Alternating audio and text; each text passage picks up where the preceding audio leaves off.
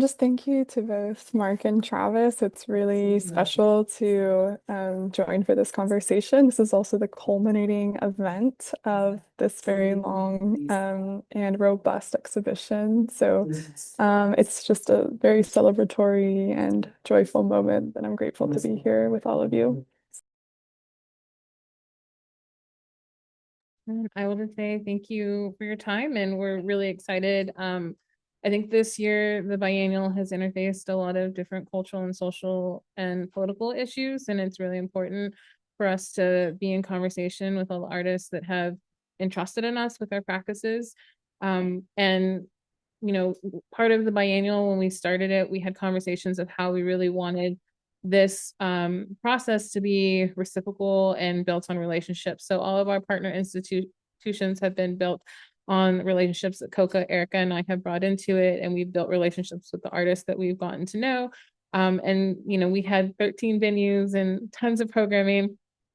And so we're excited to just kind of close this out with this beautiful conversation between Travis and Mark, which comes full circle for them because they also went to grad school together. So thank you for your time and thank you for your flexibility and just being here with us. So I'm gonna leave it at that.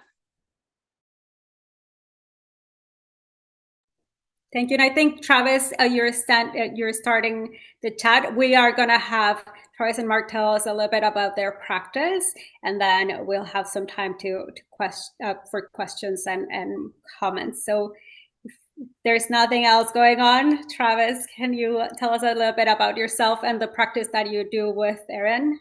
Yes, let's see here. Oh, is that which one am I sharing? Let me see if am I sharing my notes? Am I sharing my there we go. This is the right one.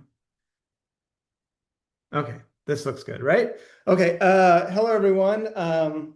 Yes, I'm Travis Neel, and I'm very excited to be here. Thank you for tuning in on a Wednesday evening. I work with my partner, the artist Erin Charpentier. Erin wanted to be here tonight, but she can't because she's caretaking during a family emergency. So if you know her, please send her some good thoughts and prayers if that's something that you do. I'm going to be representing our collaborative practice and our shared creative research that sits at the intersection of socially engaged art and urban ecology. We utilize art as a framework to explore the possibility of collaborative survival within the weedy entanglements of human disturbed landscapes. Today, we're going to show you documentation of one of our long-term projects called the Mesquite Mile that engages with weediness and the altered ecologies of the Llano Estacado of West Texas. This is a video of some of our project's protagonists, the flowering hedgehog cactus, silverleaf nightshade, and chocolate daisy with native pollinators on Site 3 of the Mesquite Mile. Much of the language that we use to describe our work comes from the environmental humanities and the work of the anthropologist Anna Singh and her collaborators. Anna Singh says that we live in a world of weeds, a world of human ecological disturbance that stretches around the planet. This disturbance that Singh refers to is wrapped up in the global flows and geographies of capital, commodities, and markets. And weediness is this global phenomenon that can be observed locally wherever you are. One characteristic of weeds that interest us is that weeds are organisms that are never fully integrated into capitalist designs. In the case of the mesquite tree, the thorny and charismatic protagonist of our work, is an organism that has expanded its range from the American Southwest and Central South America to Australia, India, Hawaii, and Kenya. Globally and locally, mesquite is considered an invasive weed.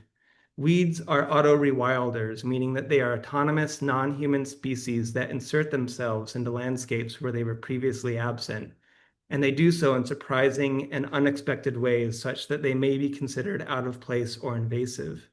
In West Texas, the auto-rewilding mesquite inserts itself into landscapes with its companions, the migratory oriole that builds nests in its branches, symbiotic mycorrhizal fungi and nitrogen-fixing bacteria in its root system, the Christmas cholla that grows intertwined in its trunk, and wild grasses and wildflowers that thrive in its nitrogen-rich understory. This is an image of a wild honey mesquite slated for destruction to make way for development in Lubbock, and we moved it to, excuse me, to Site 4 in the neighborhood that we're working in.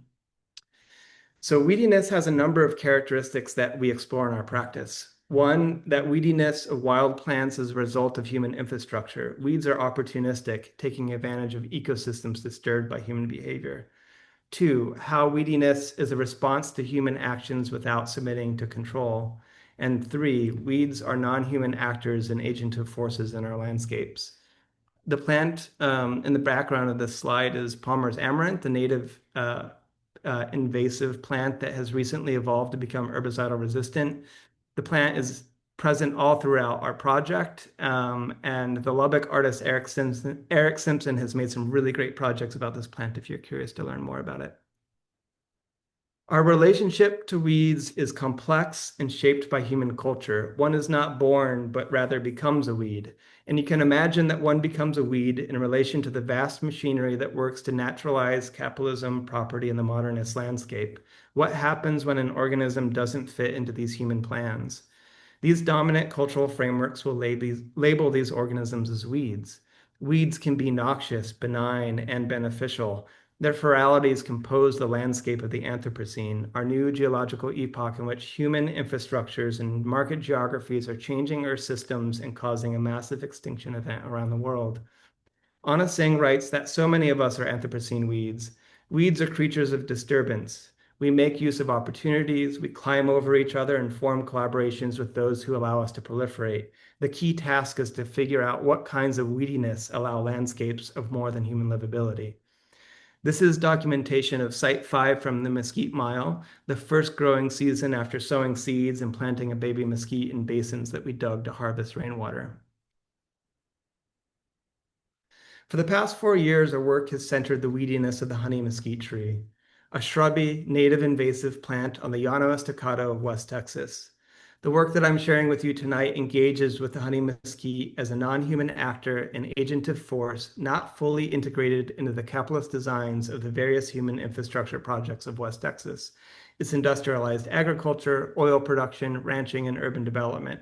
Mesquite is a weed tree, but it's also a tree that's endemic to West Texas. The first work that we made to explore this dynamic of the human-altered landscape in mesquite is a work called Mesquite Migration in collaboration with the artists Daniel Phillips, Kim Carlsrud, and Andrew Ina. What you're seeing in this video is the migration of a mesquite tree as it travels through 3 human-disturbed landscapes, beginning with cattle ranch, moving through cotton fields, and finally through the urban streets of the largest city in the South Plains, Lubbock.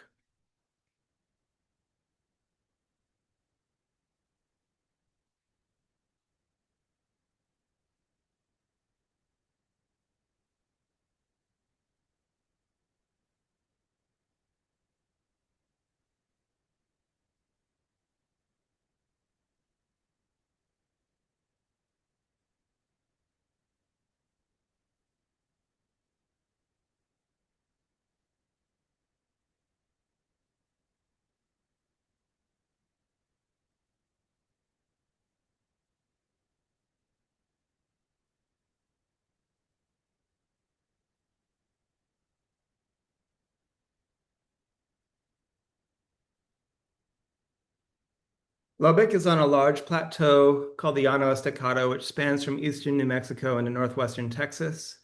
The city is represented here in this image on the left. You can see from satellite view this large concrete pad that's the urban sort of development of Lubbock. These triangles, these green triangles on the screen, are sites that we located nuisance trees, nuisance honey mesquites and leaf hackberries, and we moved those trees into this green square here in the center of the city, which is represented in this larger image here, which is the neighborhood that we're working in called the Heart of Lubbock. These yellow rectangles are sites that are currently hosting the Mesquite Mile project. It consists mostly of front yards as well as some public space donated to the project. This little sliver of land is a north-south alleyway, which is a rare occurrence in Lubbock, and it's a site that we planted a little prairie in. And this little blue transparency is the flood zone of the neighborhood. The land of the Llano Estacado and its adjoining ecosystems have been adorned by human and mesquite entanglements for thousands of years. The mesquite tree is the megaflora of the region and arrived north of the Rio Grande River 13,000 years ago when the now extinct megafauna of our region fostered the dispersal north from Mexico.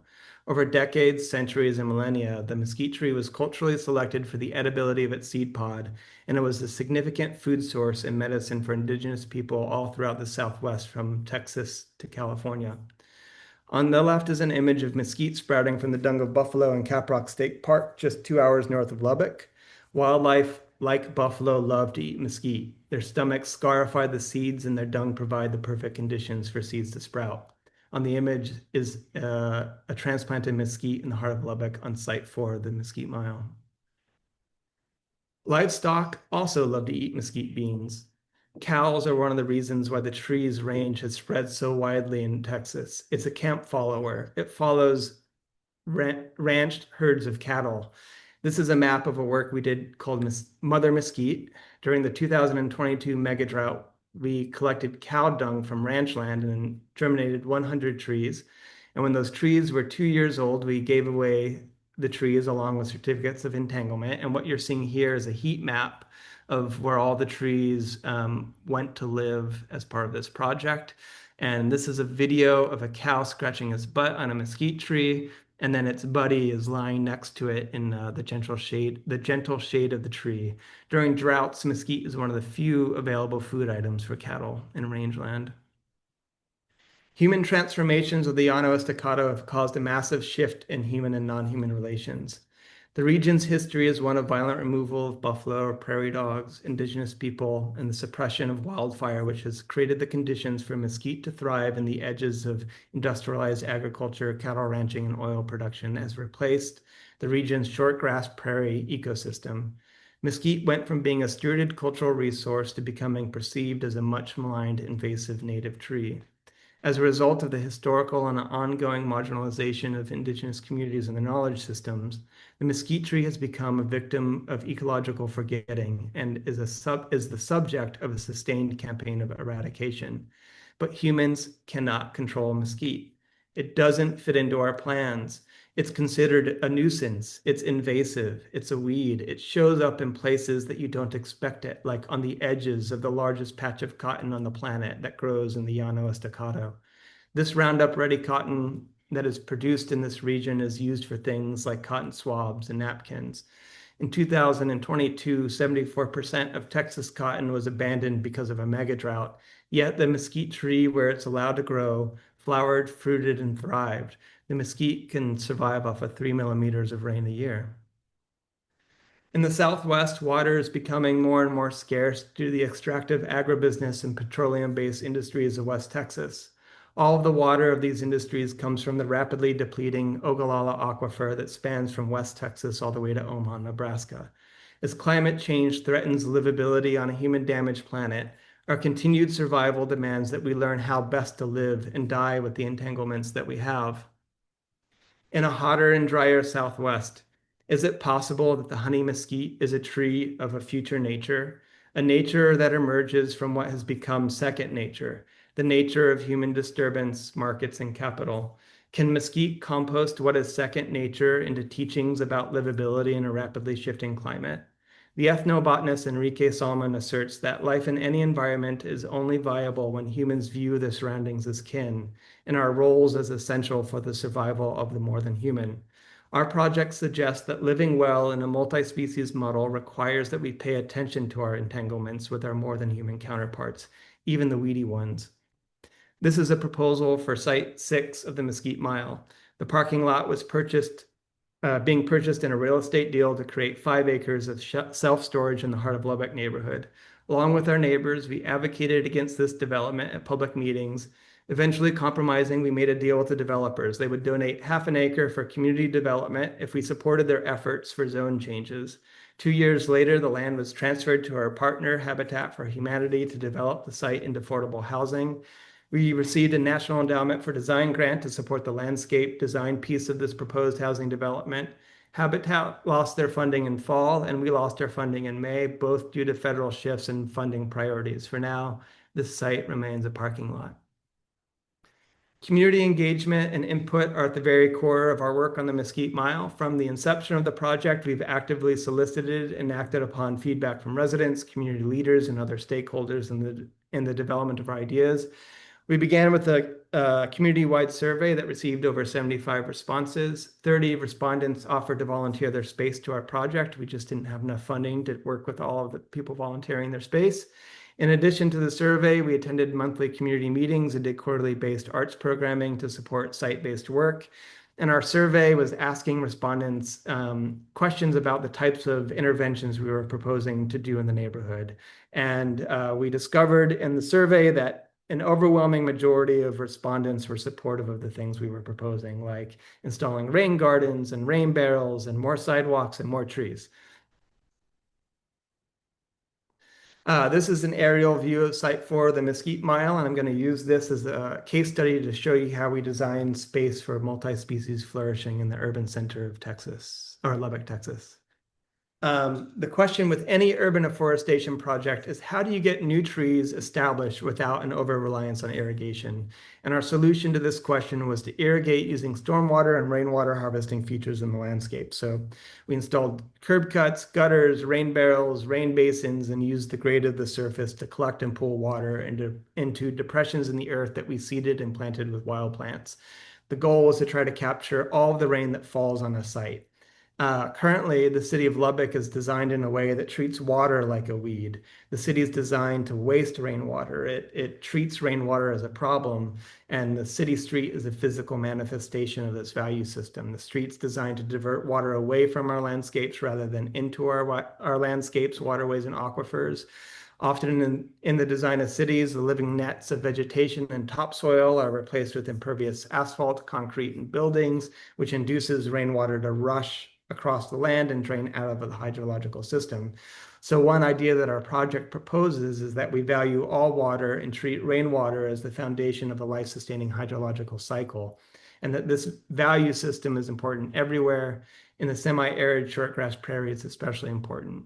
The way in which our designs are aligned with our values is that they're designed to manage stormwater and move it through a series of cascading features that bring stormwater from roofs into basins and then back into the street. This is an example of how we're designing spaces to harvest and utilize annual rainwater. We direct it from a roof into rain barrels, and then the overflow goes into these permeated vegetated basins that we're developing. Lubbock gets about 20 inches of rain. One thing to note in this little video is that our designs don't stop the flow of water downhill, we just slow the flow of water. And in a few minutes, I'll show you what these vegetative basins look like once they've been planted and their soil becomes sponge-like. What you're seeing here is an aerial drone shot of one of our sites in progress, and you can see the placement of basins, the trees that we planted, and then probably most importantly, or also important, is this provision of a north-south pedestrian walkway. This neighborhood has very little sidewalks that run north-south, so we were trying to design spaces that could give pedestrians more affordances in public space and also shade them as they walk. Here are some in-process shots of the space. You can see in this image, we're digging out basins. We transplanted a tree in this image here. And then this is a photograph of year 2 of growth. In wrangling permissions to do things like curb cuts, which is when you cut into the curb to allow water to come from the street into your sort of vegetative basins, we discovered that the city didn't have any policies or processes in place for doing these types of interventions in public space. So we had to work with city engineers to get permission to do this. And what you're seeing on this slide is the first permitted residential curb cut in Lubbock, Texas. This site is also designed to utilize phytotechnology to degrade organics from stormwater runoff. So the basins that collect stormwater from the street are planted with sunflowers and prairie grasses, which can remediate hazardous materials and runoff. Stormwater runoff has a lot of heavy metals because of the brake dust and petroleum-based organics of cars. And prairie plants with their deep roots are well suited to remediate that runoff. Plants either turn heavy metals into tissue, plant tissue, or they hold the heavy metals in the soil and they prevent it from moving downstream the hydrological cycle. This is a walkthrough of Site 3, or sorry, Site 4 after 3 years of growth. You can see we have these crosswalks that we installed. Those were painted by my students based on student designs. We worked with a neighborhood association to get the designs approved, and it took the city 2 years to approve our designs, and eventually we got money to paint these crosswalks.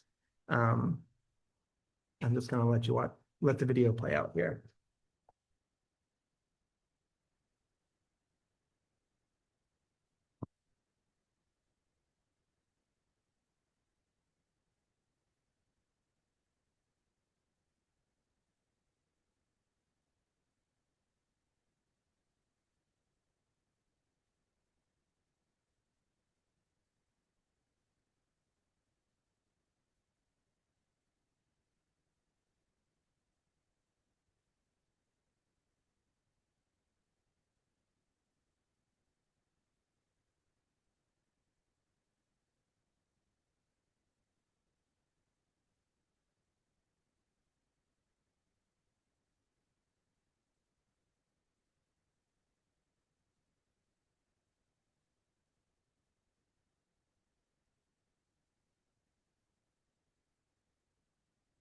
This video's going.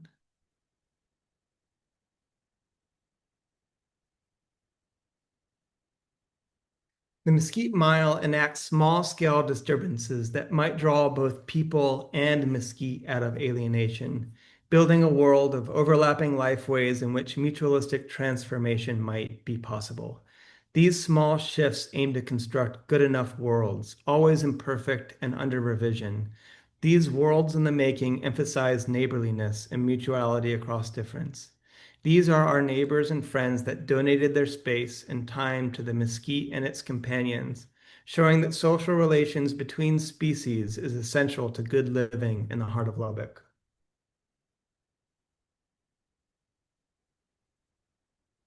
So this is my little credit slide. This project couldn't have happened without the help of many, many people. And if some of you are in the Zoom room, thank you. We also had some amazing organizations that provided funding to make this project possible, and residencies that gave us time to reflect and test out our ideas. And there are so many names that I couldn't get on this slide, but here are a few of the folks who worked on the project. These are some of my students when I was teaching at Texas Tech University. They're digging basins in one of the sites.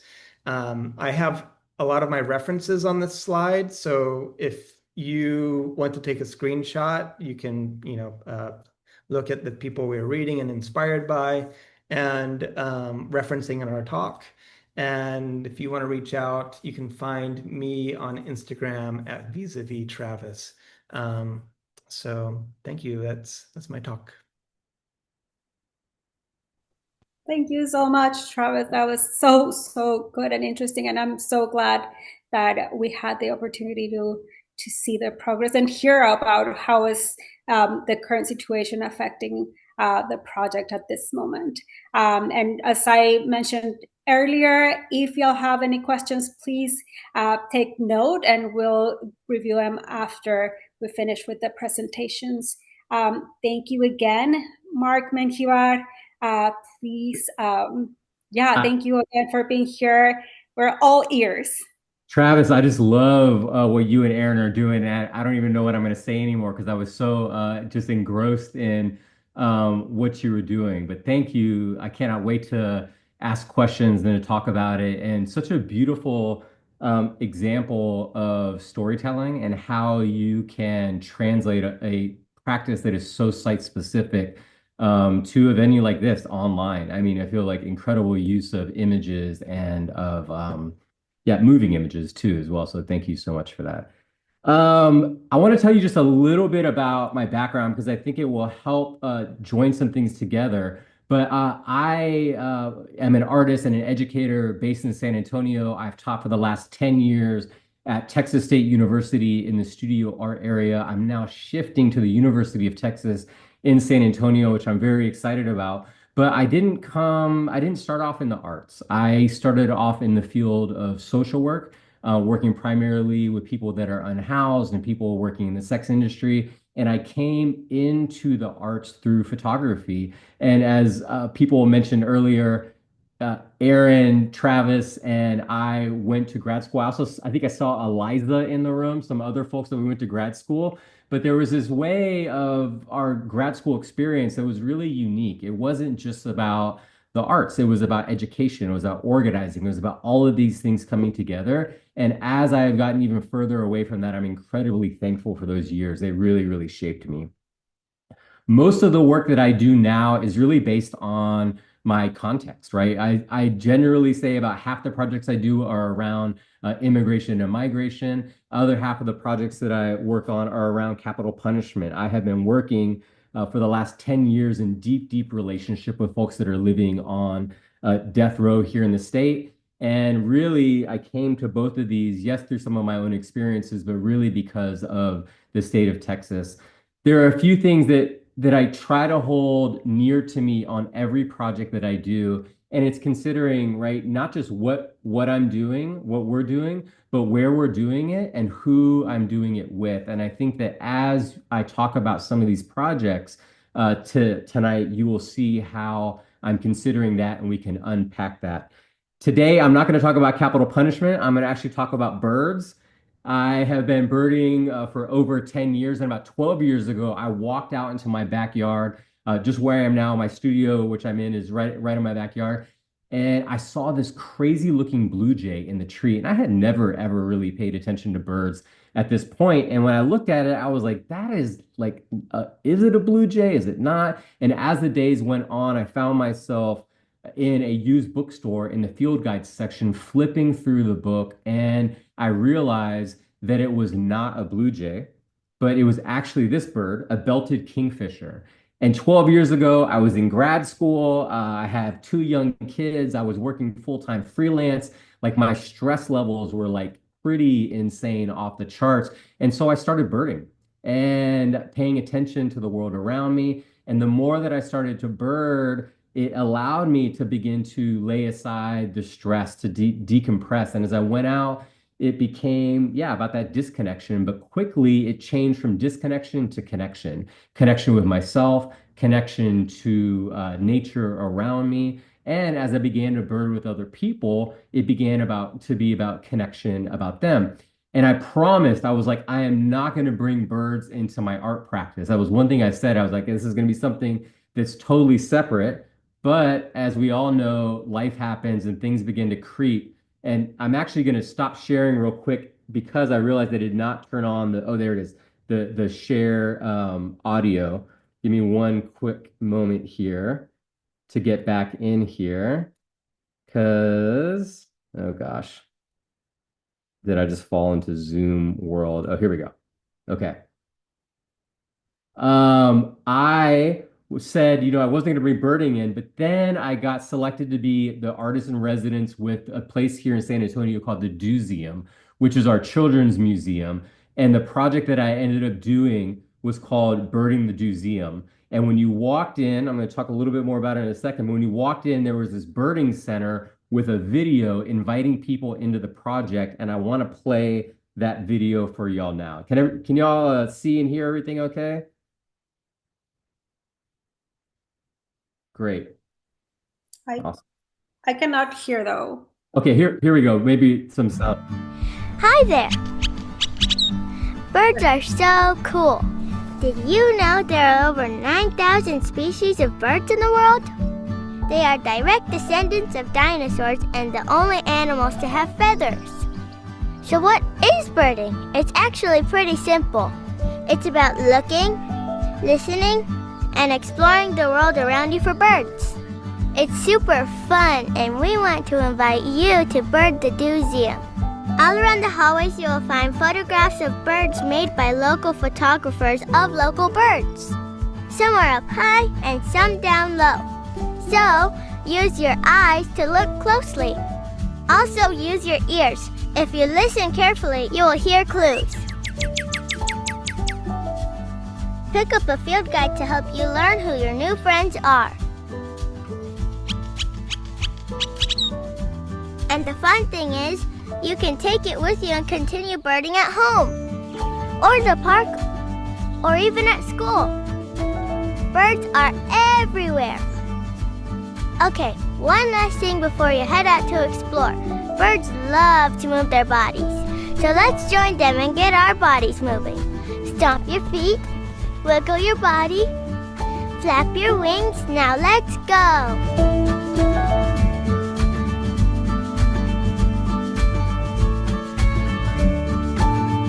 So I just want to shout out Mark and Angela Wally, some incredible filmmakers who've been supporting the arts here in Texas for years and years.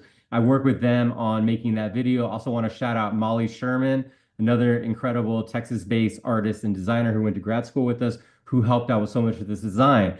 So this, when you walked into the museum, that was the video inviting you into the project, right? It was kids inviting kids and their families into it. And the invitation was to bird the museum. The photographs that were on the 12 bird boxes were all made by local photographers, most of them, 3/4 of them, young people. And for me, it didn't feel like I needed to make new images of birds. It was one layer of collaboration with the community. And then there were sound modules that were put inside the boxes as well. And I worked at the Cornell Lab of Ornithology to build those. People came in, they got the field guide, and they were able to walk around and identify the birds. But for me, most importantly, it wasn't about just birding in the museum. They got to take the field guide with them, and hopefully it was a start to birding outside of that, to beginning to look, to see, to notice things differently.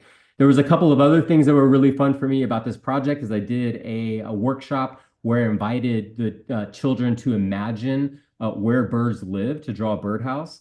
Somebody pointed out to me that this kid here is giving us the bird in the photograph unintentionally.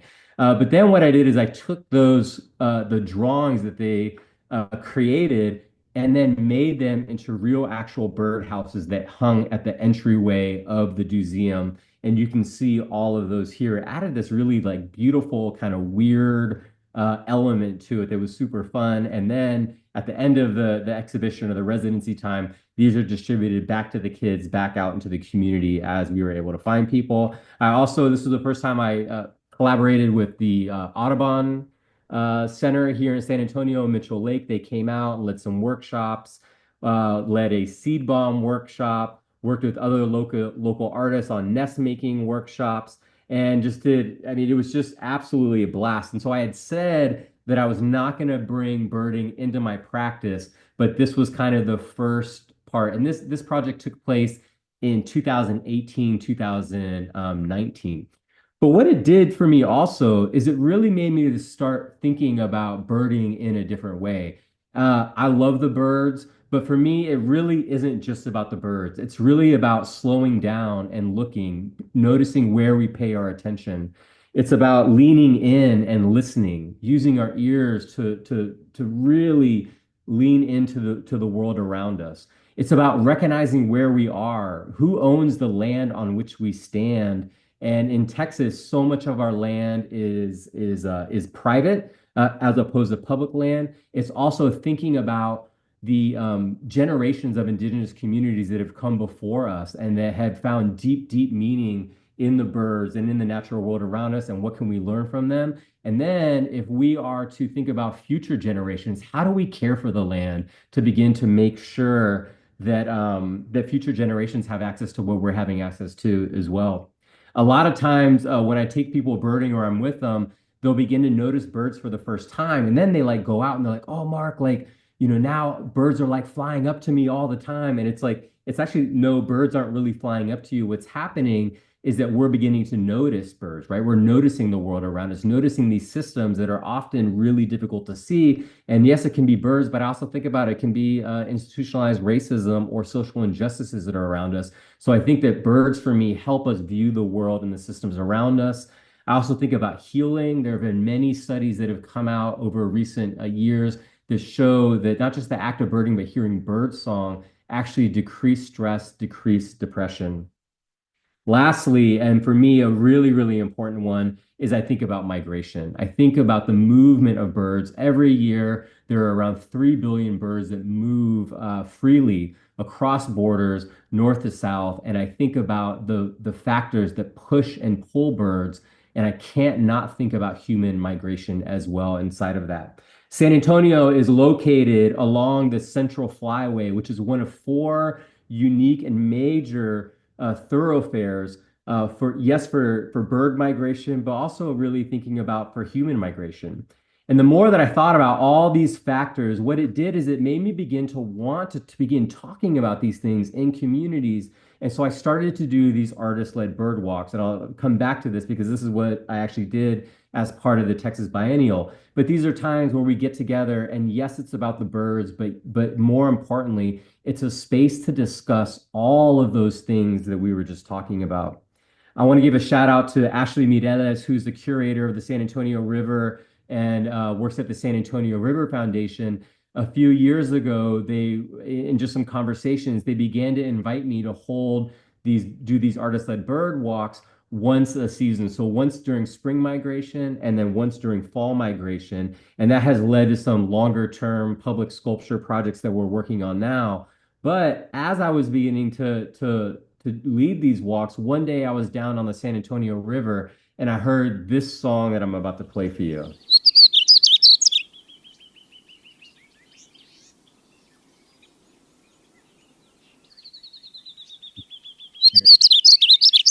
That is the song of a small bird called a painted bunting. I don't know how large you're seeing it on your screen, but the actual size of the painted bunting is about, just the size of my hand. And when I heard this song, it was in the spring migration period, and it really just kind of stopped me because what I realized is that this bird had just arrived from its northern bound migration, and just maybe a week or a week and a half before that, it possibly could have been in El Salvador, where my family and friends are. It could have possibly been in Puerto Rico, where my mother's side of the family and where so many of my friends are. And if this bird that is so small, the size of just small in my hand, could travel thousands of miles, right? How connected are we, right? We tend to think that things are so far, right? That they're over there. But this tiny little bird is moving back and forth. And that got me thinking about things differently. And it made me begin a project called, here's a little bit of the migration map. So you can see the blue areas are during the winter or non-breeding season. Red is during breeding season. Yellow is during migration. But it made me begin this project called La Misma Canción, which means the same song. And thinking about the same song that I'm hearing here in Texas can be the same song that my family and friends are hearing throughout Latin America down south. One of the first places that I began to think about this project, La Misma Canción, was in Prescott, Washington. Our friends, Tia Kramer and Amanda Lee Evans, who also went to, I feel like this is like a grad school talk or something, so many of us that are connected to it. They did a project called When the River Becomes a Cloud, and they have been the artists in residence at a small school in a town called Prescott. Prescott has so small, it just has one school, K through 12, and about 80% of the students that are at the school are the children of migrant farm workers in the region. So many apples and wheat and other things are grown there. But Amanda and Tia have been working there this is their fourth year now. And last year, they invited me to come out and begin to work on an iteration, really the first iteration of La Misma Canción. And what we ended up doing is, it was during winter that we started, but I ended up doing a bunch of Zoom calls and coming into 3 different classrooms, like the 4th graders, the 7th graders, and then a mixed high school art class. And one of the first things that we did together is we began to identify all the areas throughout the world that our families had connections to. So a lot through Mexico, a lot through Central America, through South America and the Caribbean as well. And then what we did is we began to dive into research and to find the birds that migrated annually between these places. It was really such a beautiful a space to create connection and to explore family history and for kids to learn about their own family migration stories inside of that. Prescott is located along what's called the Pacific Flyway. So there's a unique birds that travel along that flyway as opposed to the Central Flyway. We did that research. We again worked with the Cornell Lab of Ornithology. They have been a great partner in this. They actually provided a bunch of funding for this project. And we spent time in the Macaulay Library, which is one of the largest collections of bird images and sounds in the world. And they gave us all these images. And what we did is we began to trace those images to make tracings of them. Even the teachers got into it. We took those. This one here is one of my absolute favorite because it shows a western kingbird and a swallow, a barn swallow, kind of in flight together. And you normally wouldn't really see this out in nature. And what we did is we then took all of those birds and we created this large banner as a way to welcome the migratory birds. I mentioned this tiny town of Prescott, and even though it is small, it is still in a lot of ways really segregated. There's a railroad track that goes through and kind of splits it. And so we thought, how powerful could it be to have a migratory bird festival where we literally begin to welcome the birds? And so that's what we did. We began to plan with students and teachers and members in the community. We created this large banner, which got placed in a public space on the campus. But then also we then took the kids' drawings and made a gallery space inside of it to begin to showcase their work. This is the first time that a gallery space had been presented in it. And Amanda and Tia did so much incredible work in the partnership inside of this. And then we had the Migratory Bird Fest of 2024. And I'm not going to go over everything here, but you can kind of begin to see we started to map this out, partnered with the Audubon Society. We had a table where middle schoolers are being invited by college students from Whitman College to create bird sounds with their mouth, get super nerdy and funky. It was really, really a fun time. Created this photo booth that showing the size of birds, which was created site specifically. So these are all birds that the kids would see in their community to begin to size up. It was a ton of fun. This was definitely one of the hits. Whitman College as well gave us, eggs from their Natural History Museum, bird watching, just kind of all throughout. Really, really a special time. There was an aviary that brought birds out. So it's kind of using this lens of birds to begin to explore the world around us. It was a really, really great time. And I realized I was like, you know what, this is like when you have a project idea and you're like, oh, this has legs, right? It can continue to iterate and to move into different spaces. And so at that time as well, I was invited to be part of an exhibition, the Trienal, at a place called El Museo del Barrio in New York City. It is an exhibition that happens every 3 years, focusing on what they say is some of the most exciting Latinx art happening, not just in the United States, but in the Caribbean and really around the world. And so I was invited to be part of this. And for this project, they commissioned another iteration of La Misma Canción. And at the time last year, so much of what we began to think about was the connection between Texas and New York City. And if you remember some of the headlines, this is when the governor of Texas was shipping, busing folks that were seeking asylum to New York City, to other cities to begin to overwhelm, and what I believe is a really cruel practice, right? And so we were thinking about that and how, again, thinking this idea of what it means to be welcoming, and also thinking about the ida y vuelta, so the round trip of migration, that it's not just about going, but what does it mean to be able to return, right? We can welcome people, but what does it mean to be able to say farewell? And for me, and so much of my experience over the past 15 years of living in Texas and working with asylum seekers and working in the community, is that migration often tears families apart, right? We often cannot return because of some of the policies of the United States migration system, but also because of U.S. intervention in countries that has created or contributed to creating communities or spaces that people cannot go back to, that they're fearful because of violence or because of economic struggles or other things. So what we began to think about was, how do we think about welcoming? How do we think about saying goodbye? One of the stations that we did in Prescott is we gave kids the opportunity to make signs to welcome the birds.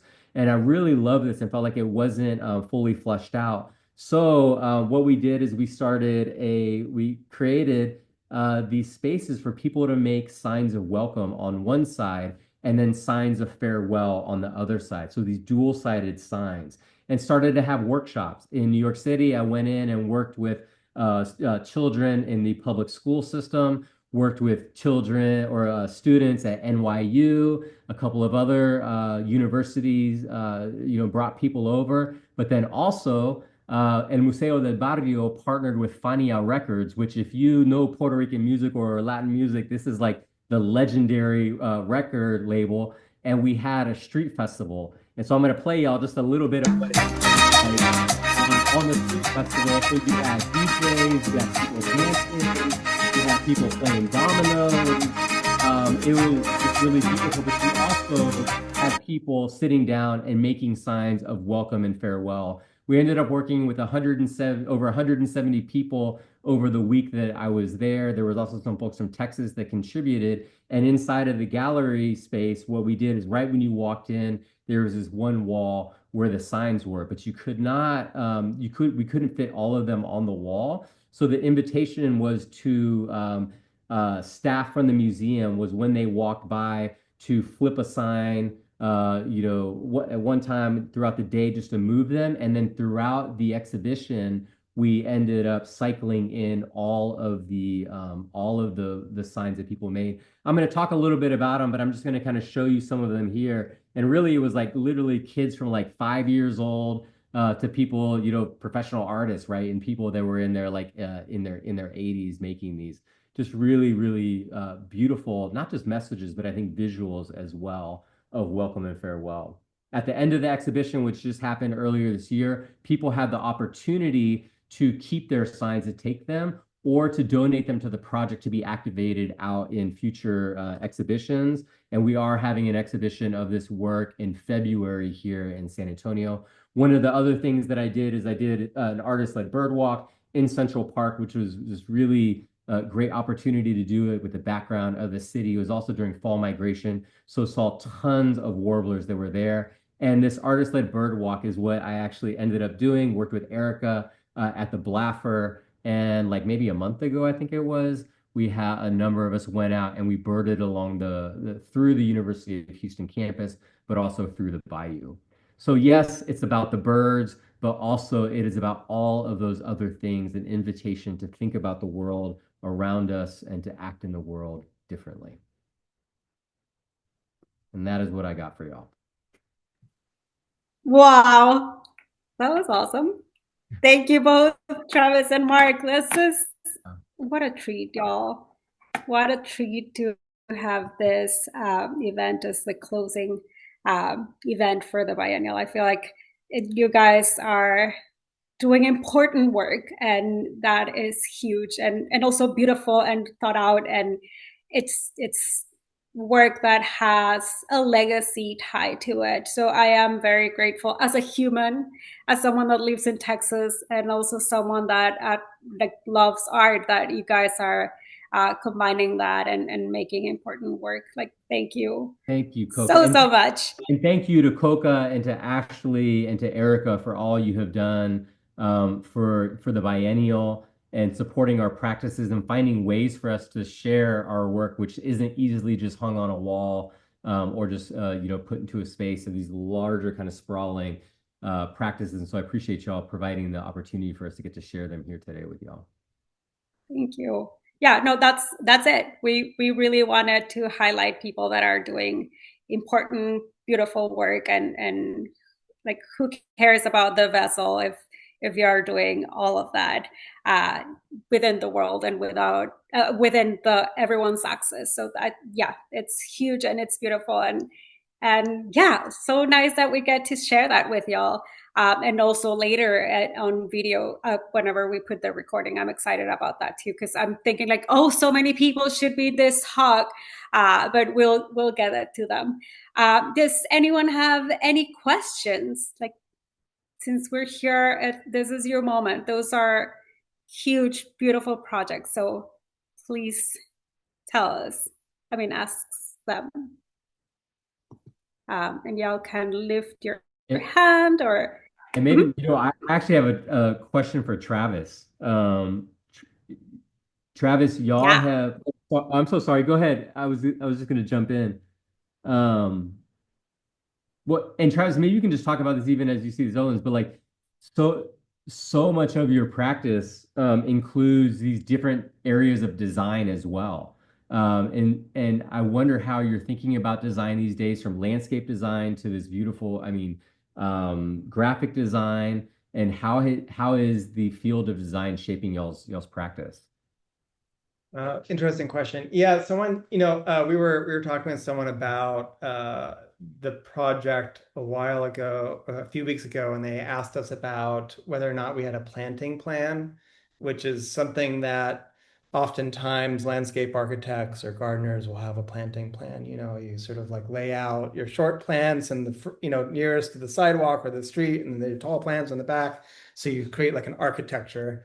And you know, in terms of design, there's like, it's really amazing working with these organisms that, have their own ideas, because, you can kind of like plan things out a little Yeah. bit. And then there's like this entropy or this like chaos that is like another organism's desires sort of takes over. So yeah, in terms, so I've been thinking a little bit about that, like like losing control, or yeah, I don't know. Or thinking about that in relationship to sort of chance operations in the history of art or whatever. But yeah, yeah, I don't know. Yeah, I don't know if that's a good answer, but I've been thinking about it a little Oh, bit. cool, cool, cool. Well, there was another question that Allison popped in the chat for you. And I'll just go ahead and read it. It said, Travis, have you and Erin thought about ways to integrate the Mesquite Mile into the California context since you moved out here recently? That's the news. Yes, I am now based in California. And I, I think like the idea of like this idea that like weediness is a global phenomenon that is like observable locally wherever you are is something that we're still trying to like we're thinking about, like what does that mean. We're in a new city with a new set of questions, and in terms of like urban design and space, and its relationship to yeah, non-human agentive actors. And then we're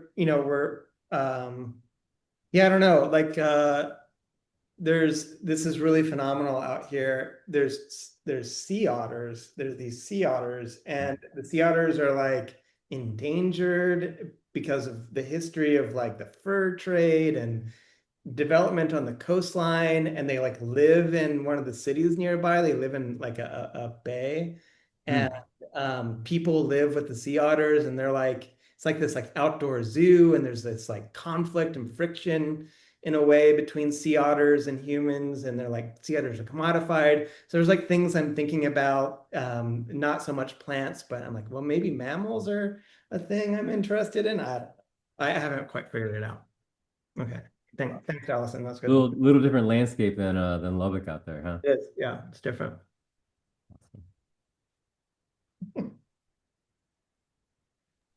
Thank Um, you. Yeah. I love birds, and I think about like, I don't know, I was reading an article today, and I was reading about like bats and like the decimation of like North American bats because of a fungus. And like when I think about any sort of like other species, and and thinking about like the possibility of extinction, I think about the process of grief a little bit sometimes, Mm. sort of like start to imagine these species declining, and you kind of like picture it, and you start that grieving process before it happens, and then maybe they disappear, and then afterwards. I'm wondering, Mark, in your 13 years of birding, like, what's your experience with like species who are species starting to disappear? Like, what have you noticed about this stuff? Yeah, totally. I think that for me at the scale that I live and that I work, I don't know if I would say that I notice like a decline. in birds. But one thing that I do see is I see an increase in invasive species that are here. So Egyptian geese, European starlings, which, like I love me a bird, you know what I mean? So I don't want to hate on them, but you begin to see how they begin to push out. And I think that one of the ways that I am learning about it still has been through the collaboration with the Cornell Lab of Ornithology. I've gotten to do several projects with them, and the more that I spend time with ornithologists there, the more that I'm learning about, I mean, yeah, the decimation of environment. I was just in an exhibition at Washington University in St. Louis. It was all about extractivism. So who are artists and scientists and designers and thinkers that are pushing back against extraction primarily in the Americas? And as deforestation happens, how is that affecting not just the birds, but the landscape? And how does the erosion of land affect humans as well, And so I think it is, I'm a natural optimist. Like I've always been somebody that I'm like, oh yeah, I'm like, okay, but it's like, it is grim. I mean, it is dark about what we are losing in our world because of so many of our actions. I was talking with someone about the European starling today, and we were like trying to decide if this is a true statement about it, but that the European starling was brought to America for Shakespeare's birthday.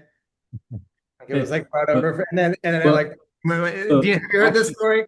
Yeah, well, so it's actually the legend goes, and I think it was like 1891, but a guy named Eugene Shefflin, who lived in New York, was part of this like introduction society, and he wanted to introduce all of the birds that were in Shakespeare's plays into Central Park.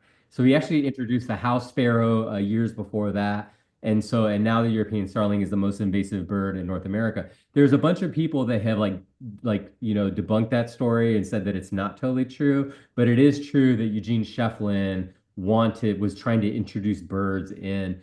But I always think about it as like it's like a social practice project gone wrong. Because you're like, oh yeah, you're like, let's introduce all the birds to Shakespeare's plays, and then it happens. So but I love that you know that story. It's actually in so that field guide, oh here's one. The field guide that I showed in there, it's actually one of the stories. 1890 is what it is. But here I have that story right in there about the European starling. So Awesome. Okay, cool. good classic one. Yeah. Anyways. Thank you for confirming. Coco, were you gonna say something earlier? No, I'm just happy to hear y'all. And I love that you're all asking questions because it's just, fun and vast and just, knowing each other. Yeah. One of the things too that I really appreciate about your practice, Travis, and one thing that I feel a real resonance with is that like at the surface level, you could be like, oh, like your project's just about mesquite trees. Or you could look at La Misma Canción and just be like, oh, it's just about birds. But there's all of those layers that exist inside of it, and so many places that you can go from there conceptually, but also like actually like living in the world. And so I really resonate with what you and Erin are doing and feel like deeply encouraged, like keep doing what I'm doing, seeing what y'all are doing. Thank you.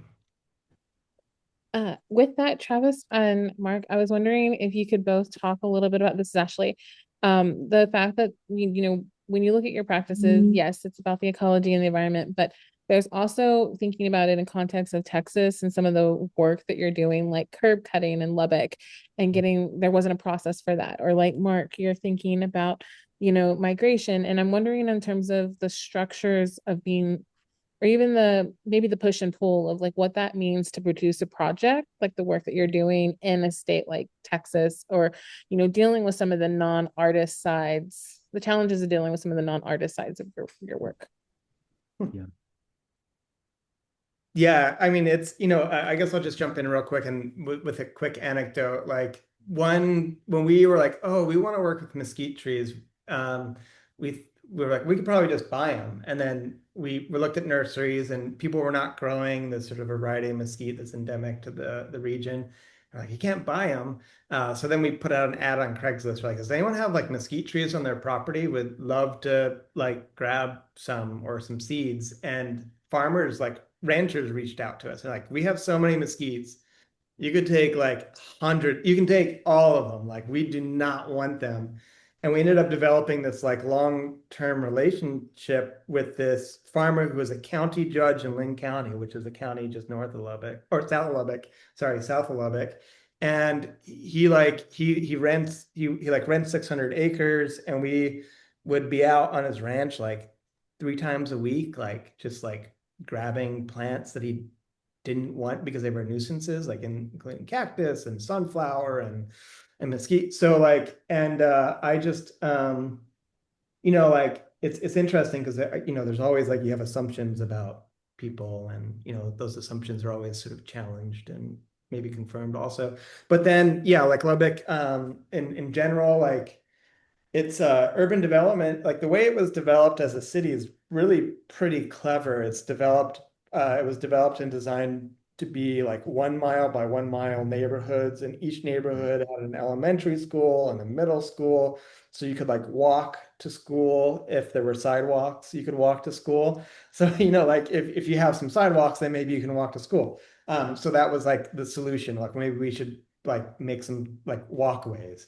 But then, anyway, but yeah, working people in Lubbock generally, I would say anecdotally would say that like mesquite is a weed. And the curator, Joe Arredondo of Landmark Arts at Texas Tech University, amazing person. Hope you all get to meet Joe. He's fantastic.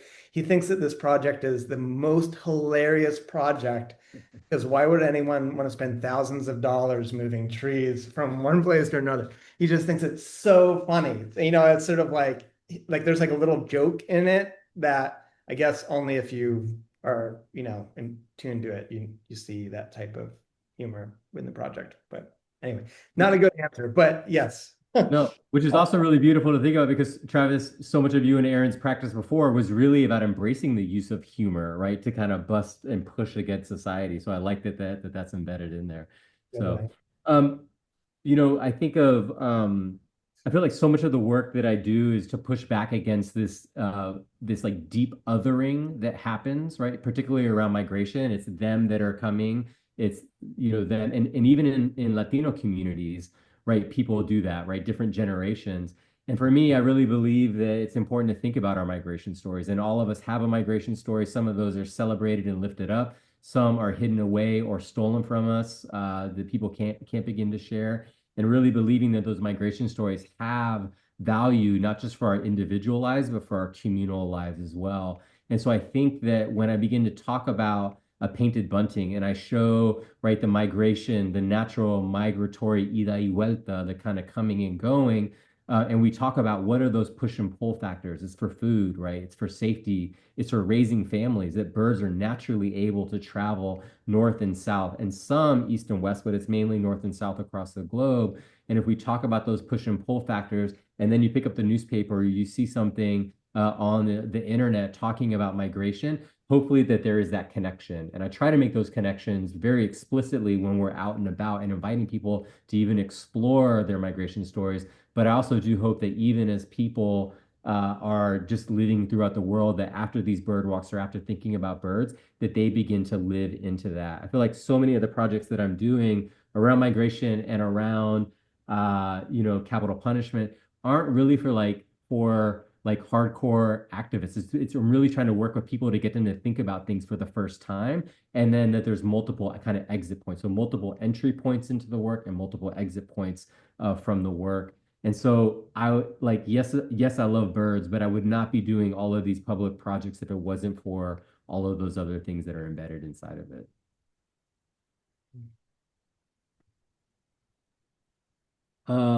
Here's a question. Travis, can you talk a little bit about the role of documentation in your project? I'm particularly curious about all the drone footage, a view that we don't often see as humans on the ground. A bird's eye view. There you go. Yeah. Nice connection. Well, I tried to, well, I don't know. I've been thinking about documentation a lot with the project because there's this like micro lens where you see the insects crawling and pollinating the flowers, and then there's the bird's eye view.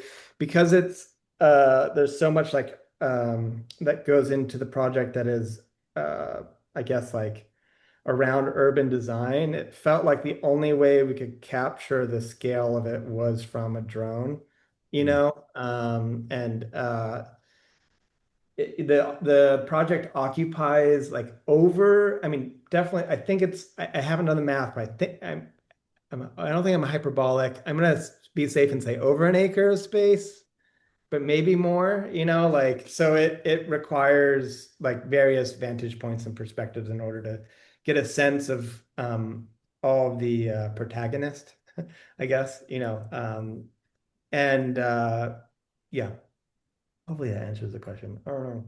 But Uh, Erica has a great question here that I'll jump into first, but could each of you talk about the blurring of audience and participants and the participatory nature of your work? What are some unexpected ways that people who experience the project as an assumed audience member takes on becoming part of the art making? And I think for me, like I am a non-expert, amateur ornithologist who's leading these bird walks. And it's really about, for me, it's not about making work for people or about people, but it's about making work with people. And so that extends even into the bird walk. And there's an invitation. And Erica, I'd love for you to share some too. You've been on one of these bird walks, but it's an invitation that if you see something, to say something, if you hear something, to say something, for us all to come together and to share that knowledge with each other. And I think that we each bring a different perspective and different experience. And for me, back before I was an artist, if you asked me like, what is art? I would have been like, oh, it's a sculpture or it's a painting. And then I think as I started making work as an artist, I was like, oh, it's a intentional creative act. And I think that now, like 20 years into making, I think about things even differently. It's like, where are we creating meaning inside of what we're doing? And that is where I begin to locate the art in what we're doing if we need to do that. And so it's the conversations between us, it's mutually pointing or us thinking about and sharing about our own parts of life. I think that all becomes the work together, right? It's where we're generating meaning inside of that. So yeah, yeah, I guess in terms of like the idea of participants and participatory nature of the work, I think that you're like on to the point that it's like a blur, like there's a blurring, like people step in and out of different roles within the project. Sometimes like a volunteer might be co-constructing the work by collecting seeds and spreading the seeds for in the fall, and then all of a sudden they're shaping their space. And then maybe I do an exhibition of the work and we're celebrating them for participating in the project and coming to the opening. But maybe they didn't make the exhibition, but their pictures on the wall or something. But yeah, so I don't know. I think it's like a fluid space and that people can step in and out of the different roles uh, as needed. Yeah. Erica, you want to add anything from being on the bird walk and No, of I course. so deeply respect you, Ashley and Coco's thoughts. I'm like share away. Yeah, sure. I mean, I think part of this question is really about sometimes the assumed nature that when people show up to an event, when people show up to an exhibition, the artist has somehow presented something that's complete, right? That it's been whittled away in the studio. It's now out in the world for kind of a more consumption-based viewing experience. And I think that both of you are really upending this way that art lives with us. It lives inside of us. It's around us. The sculpture can be the very block that we live on, and that we all play a role in building it and participating in this. And so it just completely broadens and expands who is the artist, what is the artwork, and the ways that we can all kind of tap into this. So it's really special. And I mean, the bird walk with Mark was my first bird walk ever. I mean, just to be totally frank with you, my community does not sit around and watch birds, but now they do. And I think that is just the generous way that Mark creates the invitation, wants people to show up, and also just the way that you conduct it. It's welcomed to talk about your day. You can come any way. And we also understand that this is often a new experience for all the people that are there. And so it's just a beautiful way to experience something together and to not have any expectations about who can bird or kind of maybe the historical baggage that that practice has come with. I mean, I think we all know some pretty famous cases of when birding became deeply inaccessible for people who are from historically marginalized communities, who are Black, who are Indigenous. I mean, and this is all part of things we want to reclaim. So yeah, I mean, I'm so thrilled to now know that when I walk out the museum's back door, that I'm just as much more part of what's around me. I'm more aware, I'm able to listen, and I'm very grateful to be introduced to that practice. Thank you, Erica. Yeah, and Travis, I feel like whenever I see a crack in a curb, I think about it differently. Just I think it is that shifting of the everyday around us that's an invitation to view things differently, to live a little differently. Cool.